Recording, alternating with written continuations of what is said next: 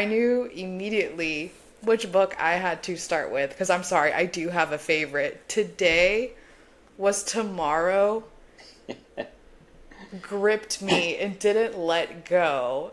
We have to start there. And for listeners that are not familiar, can you kind of let them know what the book is about? Yeah, absolutely. So, and thank you for that. I'm glad that was the reaction. It is about a college professor who has just undergone a pretty traumatic experience of his own in losing his wife. He is estranged from his father, who just so happens to be a very popular modern novelist. His father is deep in the throes, currently, as you open the book, deep in the throes of Alzheimer's. And he has moments of very, a lot of clarity. And then he has some moments where he mistakes his son for completely other people that are in their existence and in their world. And I wanted to explore that relationship, but also in one of those moments of maybe part clarity, you're not really sure, part fatigue or lapse of memory. He asks his son to do a simple favor, something that seems rather innocuous, something that seems just pretty generic, to retrieve an item that he left, that he holds dear. And, his son does that. Peter does that.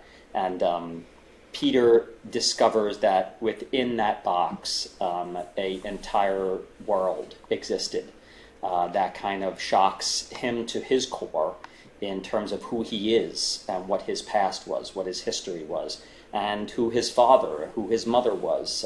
Everyone that he has known is no one's safe from this. And it then takes him down south to Savannah, where much of this has occurred. And he travels down there. Being an investigator, he travels down there. I wanted to play with the idea that his dad was, in quotes, a unreliable narrator in some way. So it forces Peter to be not only the narrator, but be the detective, the investigator, and to be brave enough to uncover the truth, in which there doesn't seem to be much safety in doing that. He has a couple of allies, but it hits him at a point where he's feeling very depleted, very challenged, because his wife was his greatest ally. And their relationship not being there anymore is something that really has just shocked him as well. And I think Peter kind of sets the stage very well in the very early chapters where he explains the heart isn't actually responsible for love. Yeah, Um, yeah, yeah. The idea. I had an amazing philosophy professor when I was in college, and he was one of the individuals that tried to get us to understand the differentiation between our physical self and our mental self. And I think that's so prevalent in today's society. We're trying to always figure out the brain of the young person, the brain of someone going through Alzheimer's, but also where our emotions lie. Where do these things lie within us?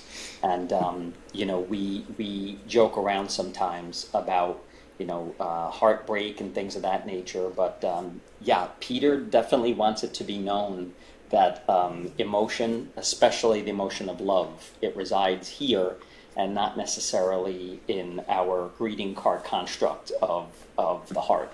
Yeah. yeah, and I think that just perfectly sets the stage for the journey that he's about to go on too, because I think it's a test for both his brain and his heart too, as he explores his family's history.